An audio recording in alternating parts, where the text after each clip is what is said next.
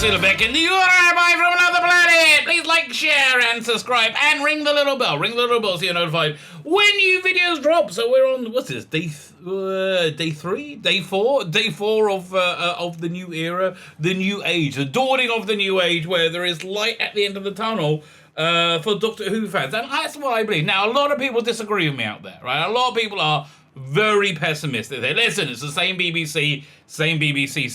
And listen, I don't disagree with you entirely. Yes, it is probably a very, very similar BBC. I think it's a changing BBC.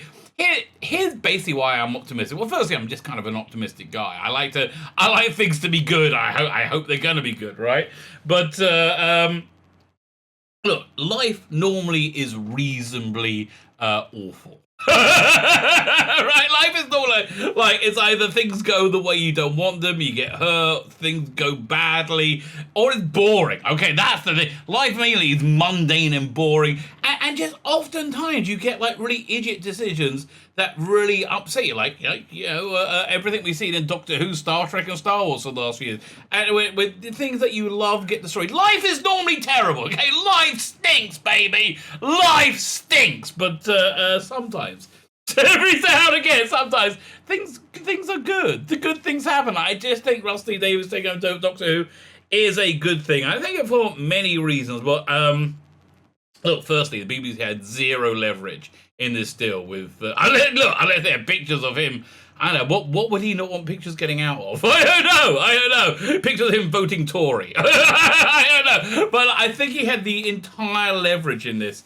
And because the BBC have none, they've destroyed Doctor Who. It's not worth what it used to be worth, which is really the problem, right? It's really the problem that it's money. It's what everything really comes down to in the end. It's money. It's just not the financial concern that it was 3 or 4 years ago. And there's a lot of people want to go, oh no, nothing to do with that. Horrible mismanagement, which is what people do when they horribly mismanage anything. I mean, again, go look at America, for example. They go, no, everything's fine. So I think he's there because he wants to be there. That's really the first one. But the second thing is you got to look at the causes of why everything has been garbage for the last few years, right? Why everything has been preachy, boring, dour garbage. And the reason is because of Trump, okay? And everything kind of revolves around that basic elephant in the room because of Trump. Because everybody making comic books and TV shows and movies lost their minds, completely lost their minds, saying this is the worst thing ever. The world's just going to implode and everything terrible is going to happen. And that didn't happen, which just made them madder, right? No, things are good, the economy's great! And it made them madder, and they had to pick up and imagine things like, the Russians did it! Whatever, right? Now we live in a different world, and by the time Doctor Who gets shot, so the Rusty Davies' first episode is going to be, November 2063, right? Not 26. 2023. That'll be the centenary. November 23, which means they're probably not shooting it before March, right? And Rusty Davies, if you ever read the writer's tale, prevaricates a lot, right? He puts things off. He writes the scripts at his last minute. He won't be writing the script, I think, till next year. Early next year after Christmas, for example. Around there. I mean, he's got ideas going on. He knows he has a rough idea what he's going to do. Really, something really fascinating, which we're going to look at a little bit more, is his old production notes, especially the early ones before Christopher Eccleston or even Billy Piper was cast. We're in this. So when it's going to be made, it's going to be written around December, January, February, whatever. The world's going to be a different place then. The world's going to be a different place than it is now. Because, let's be fair. Everythth the people who are obsessed with Trump, which I guess, negatively obsessed with Trump. I mean, I guess I was really obsessed. But everything that the people who hated him, I absolutely hated him with every fibre of their being, has been proved wrong at this point. Categorically proved. There's really no, they said, God, he's the worst ever, and everything they said would happen actually has happened now. This is what it looks like, right? And to think this is as bad as it's going to get, I think is a bit silly. No, we're only at, what, 8 months in. By the time, like another 5 months or so, by the time they shoot this, there's gonna be. I don't know what it's gonna be like, because there's gonna be, in my opinion, I don't see. The Biden administration being able to pull America out of its, death dive that it's in, which they put it in because they're all morons. But no, I do not see that happening. I do not see them relinquishing control anyway. So I think things are going to get worse. Already there's egg on people's faces, but they don't really mention it yet. Things are going to get worse. Okay, things are going to get worse before they write it. I don't think there's going to be any Trump derangement syndrome, which is what drove this garbage, right? This utter garbage. So I think we're in really good shape. I think the causes of the awfulness are essentially over, right? That's what I think. So anyway, with that introduction, we're going to be looking at the Shill media's ongoing meltdown, and they are screwed because listen, this is game over, right? This is absolutely game over for them, and dealing with it is a hard thing, and knowing that you won, which is what I think Outside the Fence kind of has done here in fandom, is often as hard to deal with as knowing that you lost, which is good. We're looking at them knowing they lost. So before we get into it, like, share, subscribe with 6-7 minutes worth of introduction. Like, share, I didn't even touch the surface of a lot of stuff going on. Like, share, subscribe. All those things are good things. YouTube doesn't like you doing it, so if you feel a bit rebellious, go for it. If you're Australian, YouTube wants you to subscribe. Australians just love following rules, okay? Just the weirdest thing, right? They just really, a weird majority of Australians, right? Are just like, oh yeah, hey, take away all my rights. Because the government told me. And I don't like to think for myself because we've got to do what the government says because they're always right because they're the government. That's really what Australians are like. It's the weirdest thing. So if you're Australian and of that mindset, could you, YouTube wants you to hit the subscribe button. If you're anybody else, hit the subscribe button. Okay, like, share, subscribe, comment, let me know what you think. Oh man, I got like 100 comments to get to today. And tonight is another one of the many Jewish holidays. This is the last one, right? Well, I should say thank God. But, it does disrupt your life. So what? This is the last one until... Well, there's Hanukkah around, November, December time. But the last one that I got to take time off for until Passover. That's like 6 months away. So I'm going to be off tonight, and I'm doing my live stream tomorrow later because I have to 25 hours. You're offline 25 hours. And then I was going to see the James Bond movie on Thursday, and I realized, oh no, I do a show on Thursday, right? And then to make it even more confusing, a big simcha. Simcha means joy. Big simcha. My niece had a baby, their first child. So I'm very, very excited. The ritual penile mutilation that us Hebrews do, circumcision, which is kind of a big deal for us. That's going to be at my sister's place on Thursday, right? Thursday at 4:00, which is 2:00 in the UK, which means my show on Thursday is currently going to be about 6:37 in the evening because I got to go there and then come home again. Okay, that's fine for the thing. 6:30. I mean, be about 6:37 UK time. Be 8:39 my time. Fine. So like, share, subscribe, comment. That was a lot of information. I'll give you more information. My house is a complete madhouse today. Okay, a complete madhouse. It's my wife's birthday. Well, one of them. You get two if you're Jewish. You get the Hebrew birthday, the English birthday. English birthday is not for another couple of weeks, so I got some breathing room to get do something nice.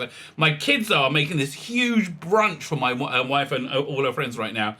It is tension beyond tension upstairs, where they're taking it, where it's all going down. Tension beyond tension, and I've got to be done in recording this video, next video, in the next 50 minutes because that's when it starts. And I talk loudly a lot when I make videos, so I've got to get that finished before the guests arrive. Fine. With that said, like, share, go. Oh yeah, go check out my Indiegogo. Ending on Thursday, right? Links in the video notes. Two awesome graphic Graphic Novels, blah, blah, blah, go buy it, it's doing very good, you get a bunch of extras, blah, blah, blah, I love it, blah, blah, blah, boobies, okay, boobies, okay, that's about all, you really, if you're gonna boil down my pitch, blah, blah, blah, good comments, blah, blah, blah, boobies, blah, blah, blah, okay, there you go, go check it out. You got till Thursday, right? Thursday, that's done. Fine. Let's have a look at this first. This is hilarious. Well, first, actually, before we get to this article by Hugh Fullerton, who has been saying for the last 3 years, this Doctor Who is the bestest ever, and it's nothing but successful. It is. Everybody loves it. Everybody, we all love it. It's fantastic. It's so good, and it's so popular. It hasn't lost any appeal. It's incredibly. That's what it's been years. He's been banging on like that. And I'm not making it up, right? I mean, it's in print, mate. It's all in print. On the interwebs, right there. So weirdly enough, he comes up with this headline: Russell T Davies can save Doctor Who all over again. But you said it was the bestest ever. But do you remember that time when you said, look, it's so popular and everybody loves it. Everybody loves it. And we said, but what about all those ratings? They've lost 75% of their ratings. Oh, no. Everybody loves it, but also Netflix, and everybody loves it. So how does that... I've answered the question, but how does that... I've answered the question, but how does that answer? No, I've answered the question. If you don't understand, you're a bigot, okay? Sexist. Okay, and that's Hugh Fullerton for you, right? That's what's been going down.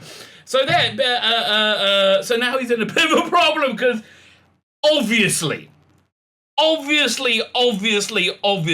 Chibnall and Jodie Whittaker have failed. This is not a question in any way, shape, or form. Doctor Who no longer is all about change, is it? No. They've obviously failed. If they hadn't have failed, they would continue in this direction. They'll probably go for an extra couple of years. The BBC will go. If it was as successful as Hugh Fullerton has been telling us in the Radio Times, why wouldn't the BBC get on their knees and beg Chris Chibnall and Jodie Whittaker to stay so they can have... Why wouldn't they do that, right? Why wouldn't they do it? Because it's been so successful. It hasn't dipped at all. Why wouldn't they do it? Because they're lying out their asses, and they have been for years, and we all know it. Right? We all freaking know it. The only thing that really the thing that really surprised me is the BBC wants to live, right? This is the other reason I'm optimistic. The BBC actually has decided one day it's when somebody kills themselves, right? And when they get to past let's say Sopranos, they had this part where the Sopranos son was trying to kill himself, and so he puts a bag over his head and ties a lawnmower or a brick to his legs and jumps in the pool, right? And then when he realizes he's about to die, he's grabs onto the side and tries to live. That's where the BBC... They want to live. They're screwed. They want to live. And Russell T Davies had complete leverage here. So this is just good news. In 2005, he was a man who brought a dead franchise back to life. Are you saying this still a dead... You're saying all over again. Are you saying it's a dead franchise? Really? Really, Hugh? It's incredible to me, right? It's absolutely incredible to me. You know how much credibility you get from being honest? It blows my mind, right? It absolutely blows my mind. So there's all these Twitter wars going on with the psychos. Just drop it. Everybody, it doesn't matter what they say. They're going to be gone. All these Twitter psychos that came in and essentially destroyed our fandom. By being insanely toxic and by calling us all toxic. They're going to be gone. By the time this hits the air, they're going to be gone. Firstly, most of them are there just to drink our sweet man boy tears, right? That's why most of them are there, to gloat. Because they like gloating, because they're bad people, right? That's why most of them are there. They're also there because there's a belief that the Jodie Whittaker Doctor Who was an incredible sign of a dawning of a glorious new age where no one's going to be wasterlist or sexualist or transformerist ever again, because we've all seen out the errors of our ways, and now we're not going to be... We never were to start with. You were all bonkers. But that's the first thing. So a lot of them are just going to go naturally. But most of them are just going to have to get jobs. They're what, like 18 years old now, 14, 16. They're kids. They're a bunch of kids who have lost an argument at this point, right? And by the time this airs, which is what, a couple of years, they're going to have to get jobs, right? Do you remember millennials? Remember millennials were a real pain in the ass? They were just obnoxious idiots a lot of the time. Do you remember that? Do you remember they kind of shut up and you haven't heard them from? You know why? Because they all had to get jobs. And that's going to be the same with this group of weirdos, right? And they've lost and again, they have lost the argument. So you got people like Hugh Fullerton who's got egg all over his face, right? Egg all over his face, and now they're just trying to get away from it. He can help it regenerate once more. Now I want to be clear. I would be surprised if Doctor Who goes back to what we saw in 2005, right? I would be really surprised. Anything could be on the table, right? They said radical change, and I think they were talking about something. But again, I just trust Russell T Davies. And I know he's woke, right? I know he's a liberal progressive. I saw years and years, right? He clearly had the Trump derangement syndrome, which has been utterly proved wrong. See, I think the core of Davies's writing is just honesty. He's a very honest person, and I think that and very honest and loving, right? I do see that through with his characters. He just loves people. He loves his characters. That's why I'm just again. Normally life's awful, right? Normally life stinks. Sometimes things are good. This is one of those times, right? This is one of those times where it does appear this is a good thing. So let's get back. Now we've done the headline and the byline. Shall we actually try and read the article? Like 20 minutes later, he gets to the article. For Doctor Who fans, it's a dream come true. No, for you, it's a nightmare. But you're not a Doctor Who fan. Wait a minute. Let me take it back. For Doctor Who fans, it's a dream come true. Yeah, because Doctor Who fans have been living in a nightmare for quite some time. Most of them. Again, I always really want to be fair because I know there are people out there who actually like this era. I don't really understand. Okay, I don't really understand. Do they like the era, or do they like Doctor Who and they wanted like it? I don't know. Listen, it's not my problem. It's not my business. Okay, they like it. I have a lot of problems with it, but God bless them. Right? God bless them. Because against the odds, it looks like Russell Davies is here to save the day again, and I believe this is a miracle. Okay, look, I'm a Bible thumper. I believe in miracles. A miracle is when it's like that doesn't make sense happens. Then that goes against the normal way things go, right? Which is the prototypical miracle for me is the 1967 Six-Day War. I honestly, man, you should look at that because that. Okay, here's the thing: religious Christians always understand. Religious Christians go, "Oh my God, what incredible miracles!" Right? Jews never. Okay, never. They're like, well, the odds were there. No, for God's sake. Oh God, it absolutely. But the Six-Day War is miracle, right? The Israeli Air Force, they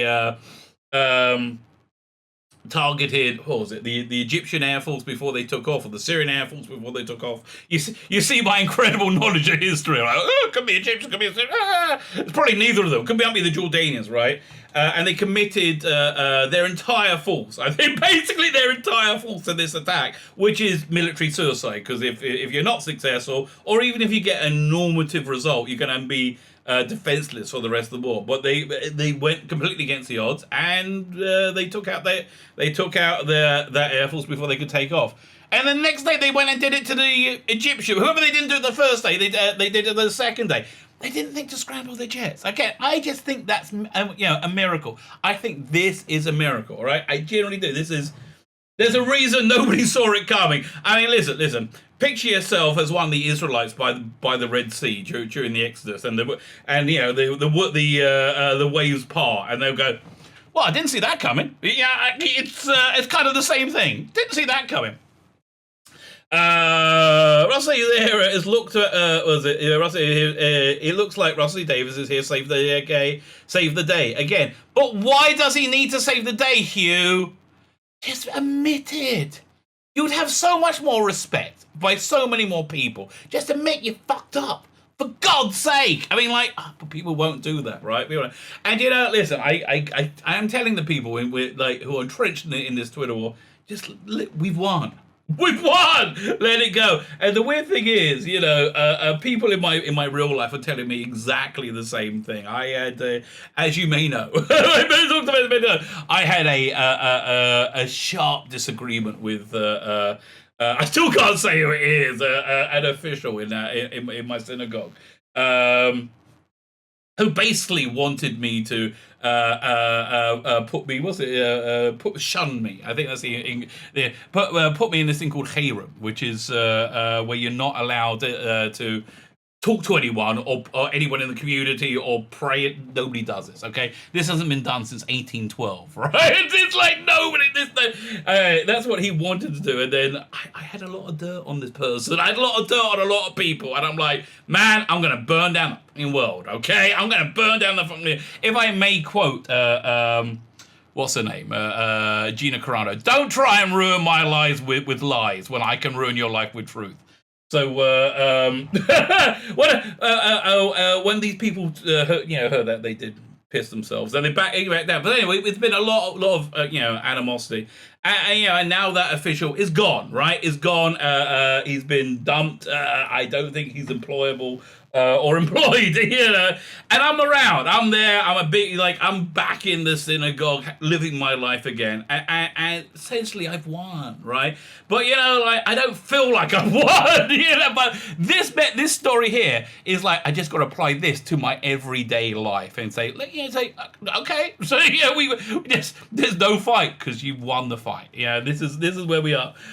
Rusty Davies' era on Doctor Who is looked back with a great deal of fondness by fans because it was good. It was insane. You know what's looked back on with fondness by fans is because everybody said it wouldn't work. Everybody said it was going to fail. Like everything, they're like, no, Doctor Who's had its day. No, there's no family view. It brought back family viewing to the UK, not America.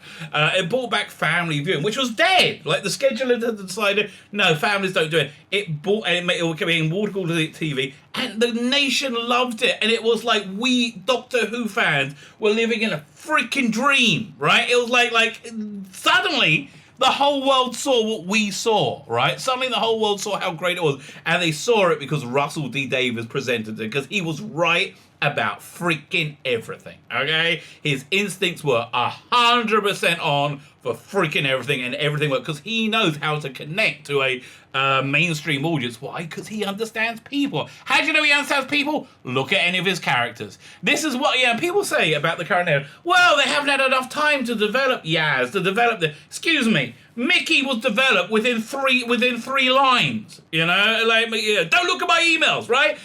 You knew who Mickey was straight away because everybody knows a Mickey, everybody knows a Rose, right? Because he knows people.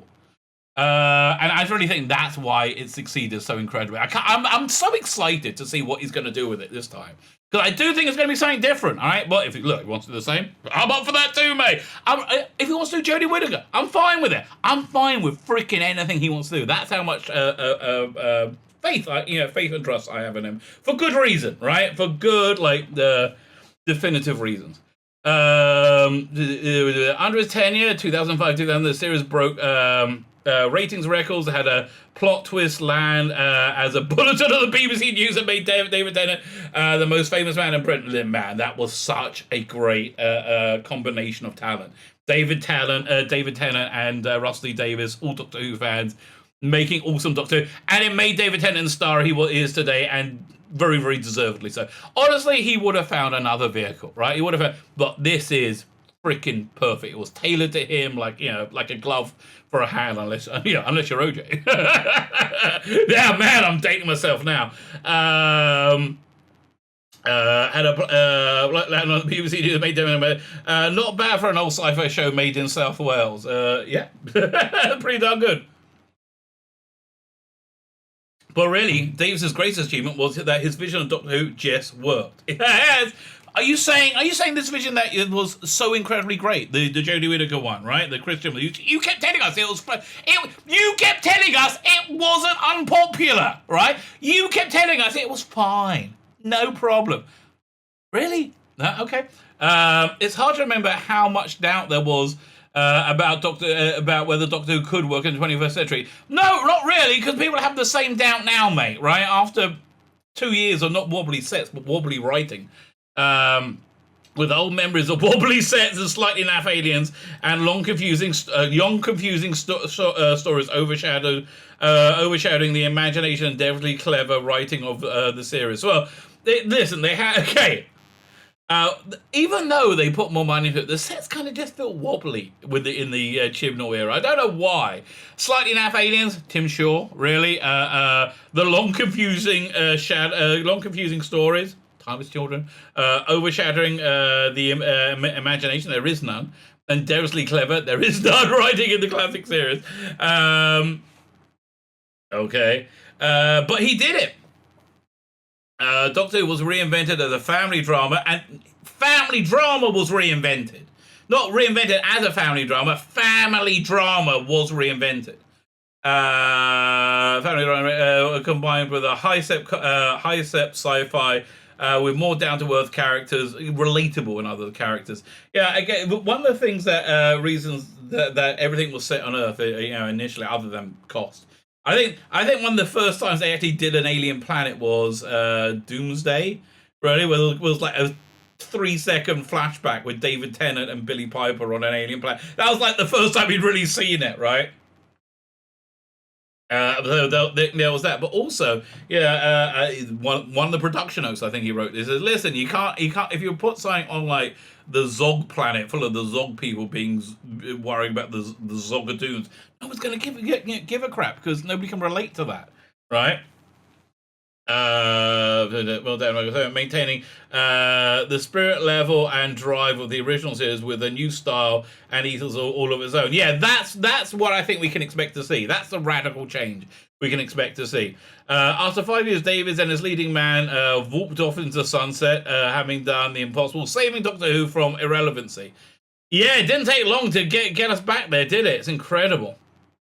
And that might have been that.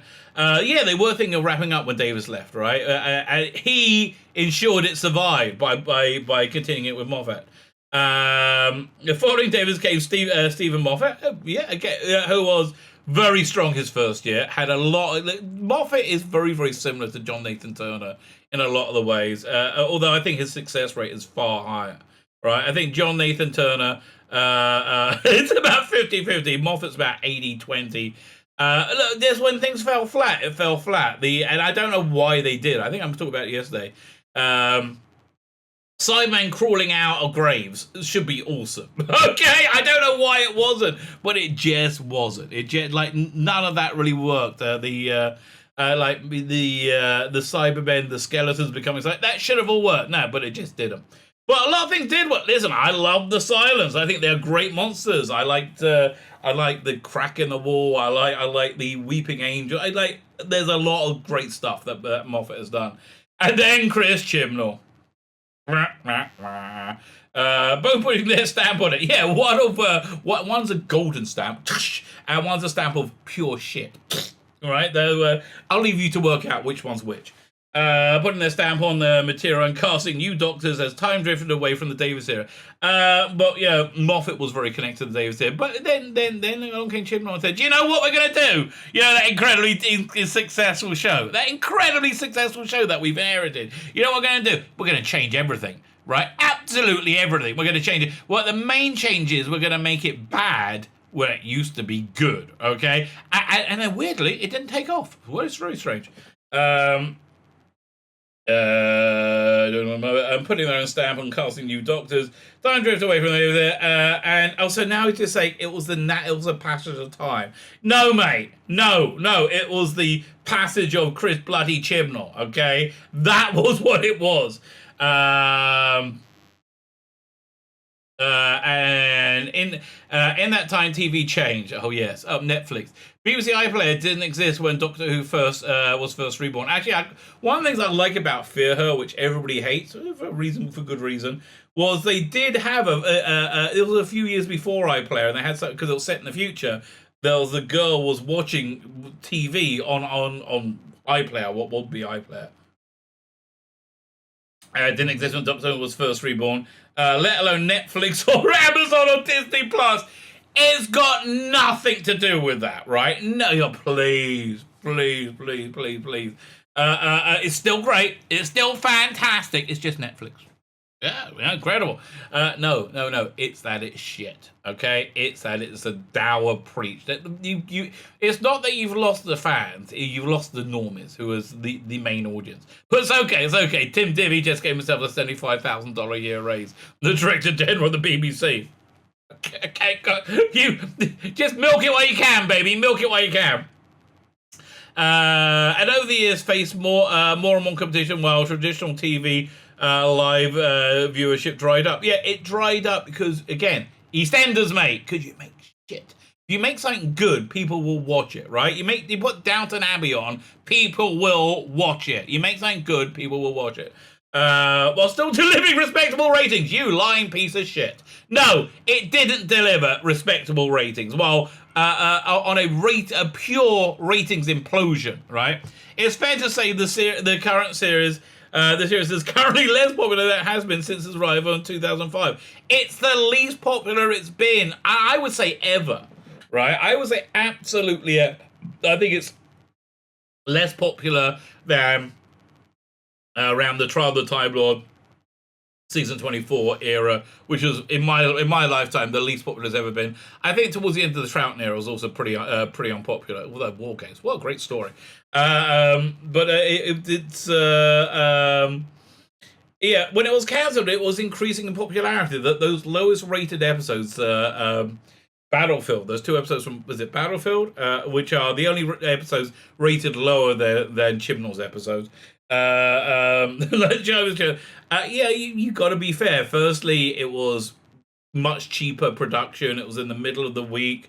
There was no catch up, right? There was just overnights, and oh boy, those overnights do not match up. So I think it's the least popular it's ever been because of this, right? Because of Jodie Whittaker.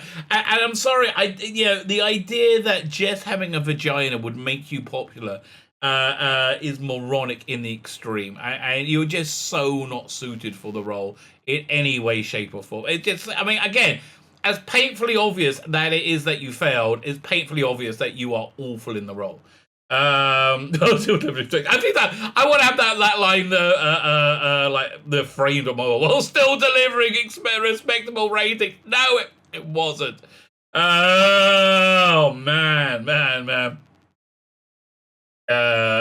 Many think of the departure of showrunner Chris Chibnall star Jodie Whittaker in 2022 was the perfect time to rethink and relaunch of what Doctor Who means in this TV landscape. Again, nothing to do with the landscape. People will always watch good things, okay? That's at the bottom line. It doesn't matter what platform we want. It doesn't matter how you put it out. If you put out something good, Line of Duty, for example. This Line of Duty, was that hit by the weird Netflix spell of doom? Ooh, Netflix. No! You know why? Because it was good. Idiots. Yeah, again, why does this thing not this Netflix curse not apply on things that are popular? And then one man offering ideas of what that could be, a certain Russell D. Davies. I was in the middle of running an empire, David said earlier, says, looking back over the years, get you in.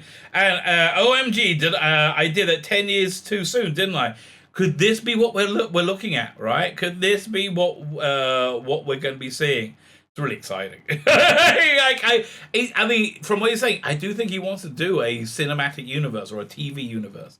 There should be a Doctor Who channel now. You can look at those Disney announcements and those Star Wars and Marvel shows. He's right. And you know, you could have.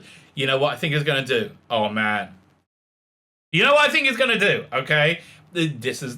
I have no information. Okay, I've never spoken to Russell D. Davies or anybody connected to him. This is my guess of what he's going to do.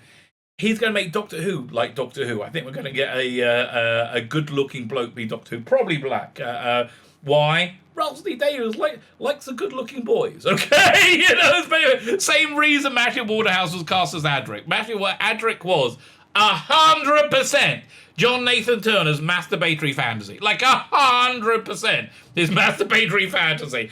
That's my problem. But maybe we're going to get a universe. Maybe we're going to get the Romana Adventures. Maybe we're going to see a female Doctor Who type show in that universe, and we're going to see it work. And then we've seen him do it before, haven't we? We've seen him do Torchwood and Sarah Jane Adventure. Oh, well, look at that. A female protagonist. Oh, well, that was before 2016. I thought we were all racist then, weren't we? No, apparently not. That's my guess. That is my guess. The Doctor Who cinematic or the television universe. So let's see with it. The story says you should be getting the Nissa Adventures of the Return of Donna Noble. You should even get the 10th and 11th Doctor together on a 10-part series. Genuinely, could we be looking at that? Could we be? I don't know.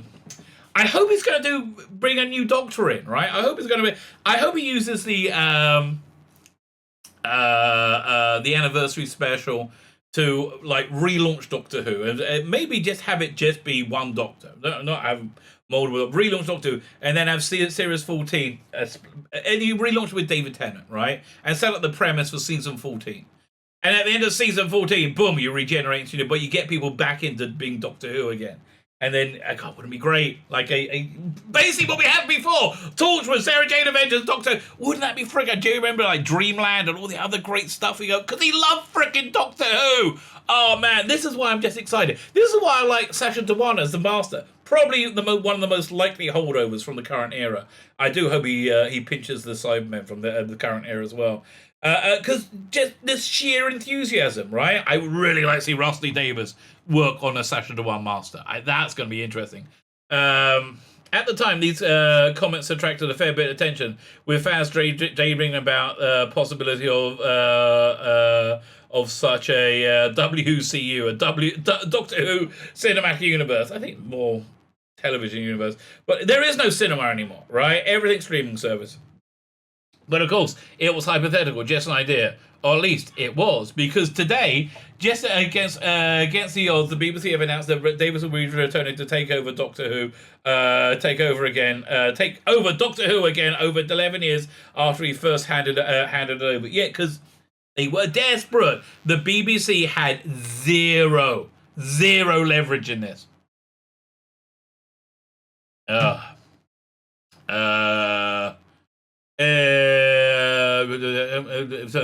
It's hard to see. It's hard not to see this kind of mirror image of his first time taking over the show with David. This is harder, right? Where he is right now is harder. With Davis coming on board to revamp an older show of its time, in this case the early 2000s, and in need of a rethink for the modern landscape. Wait a minute! You said Chris Chibnall did that, and it was awesome. Don't you remember? Well, it's okay. It's okay. We're going to remind you. Forever. He did it in 2005, and I'm confident he'll do it again in 2023. Me too. Look at that. Me and Hugh Fullerton are agreeing, I think. If you just glance at his prolific output over the last few years, the plaudits and balls he won for A Very British Scandal and It's a Sin, both perhaps some of the best British drama that's come out in this time.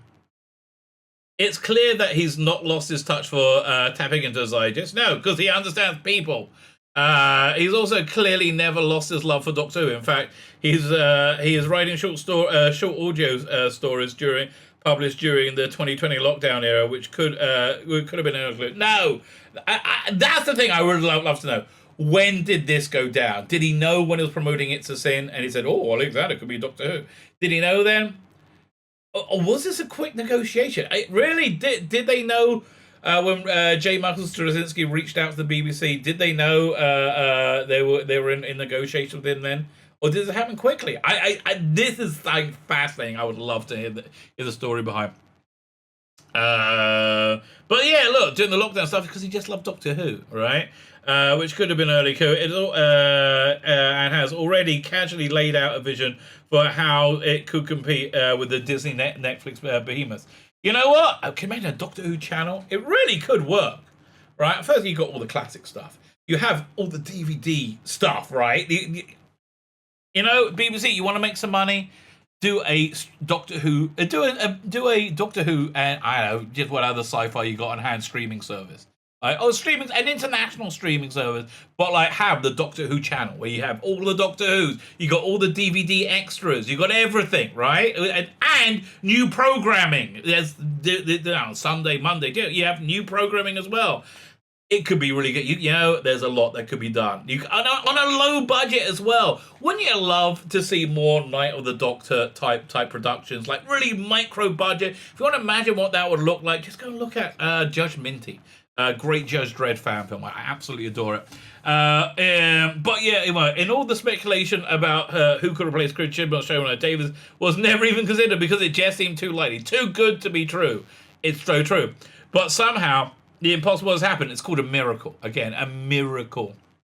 And we're looking towards New Who Part 2. Somehow we can tell the story is about to get even better. Yeah, I agree with you. I definitely agree with you. And honestly, I just think this is a precursor for the year. I think what is going on now with Doctor Who, a miracle, right? A miracle of a revival of Doctor Who. I think we're going to see for the world, for the actual outly greater world over the next 11, 12 months. I think we're going to get to some fraught times before we get there. But I think we're going to, just as we see a miracle here, we're going to see it explode and get much bigger and much bigger. I might be wrong. I might be right, but wouldn't it be great if I was right? Right? Wouldn't it be great if I was right? Listen, I don't know if you believe in God or not, or if you pray or not, but if you do, that's a great prayer, isn't it? My name's Tzvi Lebetkin, the Rabbi from another planet. Please like, share, and subscribe, and ring that little bell. Ring the little bell so you are notified when new videos drop.